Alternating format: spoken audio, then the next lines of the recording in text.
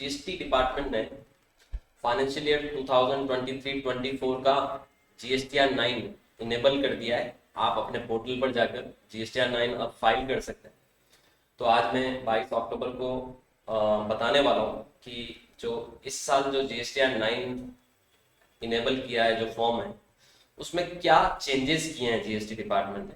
तो देखिए, आपको मैं बता दूं कि जो जीएसटीआर 9 होता है उसमें बहुत सारी चीजें ऑटो पॉपुलेटेड होकर आती है। आपके द्वारा जो पीरियोडिक रिटर्न्स फाइल होते हैं, जीएसटीआर 1 फाइल करते हो आप, तो आप उसमें अपनी जो आउटवर्ड सप्लाई दिखाते हो, आप उसमें अपनी जो टैक्स लाइबिलिटी दिखाकर जो टैक्स लाइबिलिटी आप 3D में फाइल करते हैं, तो सारी जीएसटीआर 1 की, या जो आप अगर क्यूआरएमपी टैक्स पेयर है तो आप जो इनवॉइस फर्निशिंग फैसिलिटी में जो बिल अपलोड करते हो, वो सारा डेटा आपका जीएसटीआर 1 का यहाँ पर ऑटो पॉपुलेट होकर आ जाता है।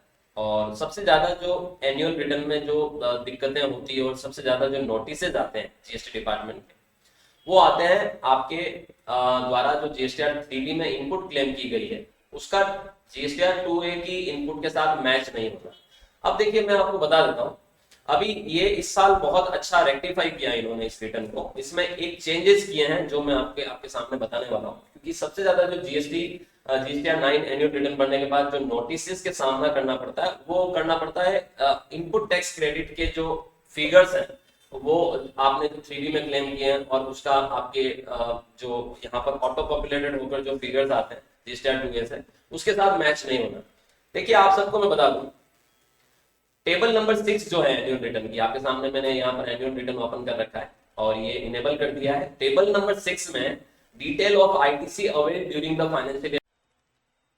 जब आप टेबल नंबर 6 पे क्लिक करते हैं तो आप देख सकते हैं जो आपने पूरे साल भर में जीएसटीआर 3B भरे होंगे, वो जीएसटीआर 3B की टेबल नंबर 4A का डेटा यहाँ पर ऑटो पॉपुलेट हो जाता है। ठीक है, यानी आपने पूरे साल भर में जो इनपुट क्लेम की है, तो आप यहाँ पर आप देखिए आईजीएसटी की इनपुट दिख रही है आपको 68,35,000 के आसपास, सीजीएसटी की इनपुट दिख रही है 9,09,000 के आसपास, और एसजीएसटी की इनपुट दिख रही है 9,09,000 के आसपास। ठीक है, आपको सिर्फ इसमें क्या करना होता है, ये जो इनपुट है आपने इसमें से आपको सिर्फ ये देखना होता है कि ये इनपुट आपकी गुड्स पे ली गई है, कितनी कैपिटल गुड्स पे ली गई है, कितनी सर्विसेज पे ली गई है, उसकी डिटेल पूरी आपको यहाँ पर डालनी होती है। तो ये ऑटोमेटिकली, सीधी सी बात है, टेबल नंबर 6 में आपका जो आईटीसी आपने पूरे साल भर में जीएसटीआर 3B में क्लेम किया वो नजर आता है। अब बात करते हैं टेबल नंबर 8 की। टेबल नंबर 8 में आपको ये जो डेटा आता है, बेसिकली ऑल अदर आईटीसी, ये आता है आपका ऑटो पॉपुलेट होकर। अब तक आप देखिएगा, आपने पिछले इन 5-6 सालों में जो अपना जीएसटीआर 9 भरा होगा, तो आपने देखा होगा यहाँ पर आपका जो डेटा रिफ्लेक्ट करता है वो 2A से रिफ्लेक्ट करता था। इस साल ये अब आपका डेटा आएगा कहां से, 2B से, याद रखिएगा। तो आपको 2A और 2B में डिफरेंस भी पता होना चाहिए। तो ज्यादातर लोगों की जो गलतियां होती थी, उसका मैं कारण बताता हूँ आपको कि क्या वो मिस्टेक करते थे और किस वजह से उनको सबसे ज्यादा नोटिस का सामना करना पड़ता था। तो आपको थोड़ा सा इसके बारे में मैं बताता हूँ। पहले तो आपको ये पता होना चाहिए कि 2A और 2B में क्या डिफरेंस है, जीएसटीआर 2A और जीएसटीआर 2B। देखिए, आज की तारीख में हम सभी को पता है कि हम अपना जब जीएसटीआर 3B फाइल करते हैं और उसमें जो इनपुट क्लेम करते हैं, वो इनपुट हम कहां से देखकर क्लेम करते हैं, जीएसटीआर 2B से देखकर क्लेम करते हैं। यानी 2B की इनपुट ही हम क्लेम करते हैं इसमें 3B में, अपने आईटीसी जो क्लेम हम करते हैं 3B में, और जो हमारी एनुअल रिटर्न में टेबल नंबर 6 में जो आईटीसी दिख रही है वो 3B की दिख रही है। और वो 3B की आईटीसी हमने कहां से जाकर, जो पीरियोडिक रिटर्न भरे होंगे 3B, वो कहां से देखकर भरे होंगे, 2B को देख के भरे होंगे। 2A को हम लोग जनरली नहीं देखते हैं, क्योंकि आपको मैं बता दूं 2A जो होता है वो डायनेमिक होता है, लगातार बदलता रहता है। सप्लायर जब भी आपका सेल बिल चढ़ाएगा, आपको जो सेल किया है 2A में, ऑटोमेटिक वो अपडेट हो जाएगा। तो 2A तो आप जिस दिन तक अपना एनुअल रिटर्न भरोगे तब तक बदलता रहता है। तो 2A फ्रीक्वेंटली चेंजेस होता रहता है। तो आप तो ऑब्वियस सी बात है, जब आप एनुअल रिटर्न भरने बैठोगे तो आप अपने 2A का जो डेटा होगा वो आप अपना 3B में क्लेम करके डाल के आप क्लेम कर लोगे। तो 2A तो लगातार बदलता रहता है, जबकि जीएसटी डिपार्टमेंट के पास तो वो डेटा आपका पहले से पिछले जो आपने रिटर्न बने वो होता है। तो ज्यादातर केसेस में पहले हम क्या करते थे, टेबल नंबर 8 एनुअल रिटर्न की टेबल नंबर 8 में 2A का डेटा आता है और टेबल नंबर 6 में आपका जो आपने 3B में डेटा क्लेम किया वो आता है, और दोनों को आप मैच नहीं कर पाते थे या दोनों के मिसमैच होने की वजह से फिर आपको नोटिस का सामना करना पड़ता था। जीएसटी डिपार्टमेंट के पास अलग आंकड़ा है, आपके पास आपने क्लेम अलग किया है, तो फिर वो नोटिस आना स्वाभाविक होता था। और अब जो है वो 2A नहीं देखा जाएगा। फाइनेंशियल ईयर 23-24 के लिए तैयार करोगे आप 2024 में, तो आपको अब याद रखिएगा टेबल नंबर 8 में कौन सा डेटा आएगा, 2B का डेटा आएगा, और 3B में जो आपने क्लेम किया।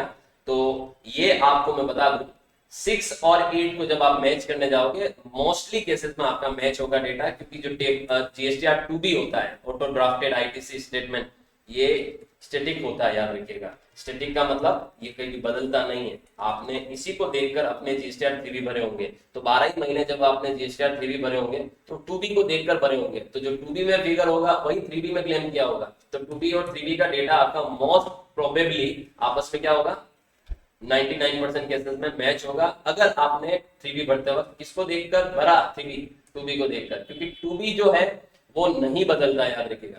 जीएसटीआर 2B बदलता कब तक बदल सकता है वो भी बताता हूं। जैसे कोई महीना है, जैसे अभी अक्टूबर महीना चल रहा है, अब मेरा ये जीएसटीआर 2B जो है वो 13 नवंबर तक उसमें डेटा बदल सकता है। 13 नवंबर के बाद वो डेटा नहीं बदलता और स्टैटिक हो जाता है, और उसी के बाद तो आप 20 तारीख को रिटर्न फाइल करते हो। तो ऐसे केस में आपने 3B जब भरा होगा तब आपने 13 नवंबर के बाद का 2B देखकर 3B भरा होगा। तो ऐसे केस में 2B और 3B आपका ऑलमोस्ट सारे महीनों के मैच हुए होंगे, और अब आपको जब आप एनुअल रिटर्न भरने जा रहे हो तो टेबल नंबर 6 और टेबल नंबर 8 का डेटा मोटे मोटे तौर पर आपको एक जैसा या मैच होता हुआ नजर आएगा। पहले आपका ये कंपैरिजन किसके साथ होता था, 2A के साथ होता था, और 2A एक डायनेमिक रिटर्न मतलब स्टेटमेंट था जो लगातार बदलता रहता था, इसीलिए 2A में और जीएसटीआर 3B में क्लेम की गई आईटीसी में बहुत बड़ा वेरिएंस आप जब एनुअल रिटर्न भरने बैठते थे तब दिखता था, और उसी वेरिएंस की वजह से आपको जीएसटी डिपार्टमेंट के नोटिस मिलते थे। तो ये अक्टूबर में यहाँ पर इनेबल कर दिया गया है जीएसटीआर 9 एनुअल रिटर्न। आप जब अपना एनुअल रिटर्न भरने बैठे तो इस बार आप देखेंगे जो आपका अदर आईटीसी रिलेटेड इंफॉर्मेशन में जो आपका यहाँ पर ऑटो पॉपुलेटेड जो डेटा होता है आईटीसी का, वो अब 2A से नहीं लेकर किससे लिया जाएगा, 2B से लिया जाएगा। सो these are the input tax credit available for full year of 2023 and 24 as per the GSTR 2B, whereas जब हम इसको कंपेयर करेंगे किसके साथ, टेबल नंबर 6 के साथ, तो उसमें हमने वही इनपुट क्लेम की गई होगी जो हमने 3B में क्लेम की है। तो देखिए मैं आपको अभी इसको बताता हूं कि 6 में क्या डेटा दिख रहा है और अब 8 में क्या डेटा दिख रहा है। तो देखिए ये है टेबल नंबर 6। अगर मैं इस पे जाता हूं तो ये टेबल नंबर 6 में आप देखिए आईजीएसटी 68,35,132 रुपए और सीजीएसटी 9,09,860 रुपए, इतना ही एसजीएसटी होगा। अब हम पीछे चलते हैं। अब आप देखिए आपकी यहाँ पर कितना दिख रहा है, आईजीएसटी 68,35,370 और 9,10,700। इसमें आप देखिए थोड़ा ज्यादा है फिगर, थोड़ा थोड़ा इसमें ज्यादा है, और 3B में हमने कम क्लेम किया है। तो क्लेम कम करना तो अच्छी बात है कि आपने ज्यादा क्लेम नहीं किया, 2B में ज्यादा दिख रहा है, 3B में कम क्लेम किया। उसका कारण इनएलिजिबल आईटीसी भी हो सकती है, उसका कारण कोई ब्लॉक क्रेडिट भी हो सकता है। तो ये मोर एक्यूरेट कर दिया जीएसटीआर 9 को। ये जो मिस्टेक जीएसटीआर 9 में काफी टाइम से चली आ रही थी उसको रेक्टिफाई किया है जीएसटी डिपार्टमेंट ने। अब आपको रिकंसाइल करना होगा अपना जीएसटीआर 3B का जो डेटा है उसको 2B के डेटा के साथ, और जो रीजन है वो फाइंड आउट करके उसको रेक्टिफाई करना होगा, राइट। तो ये है बदलाव इस साल के एनुअल रिटर्न में, और आपके लिए एनुअल रिटर्न इनेबल कर दिया है। अब आप अपना annual return for the financial year 23-24 file कर सकते हैं। Thank you so much.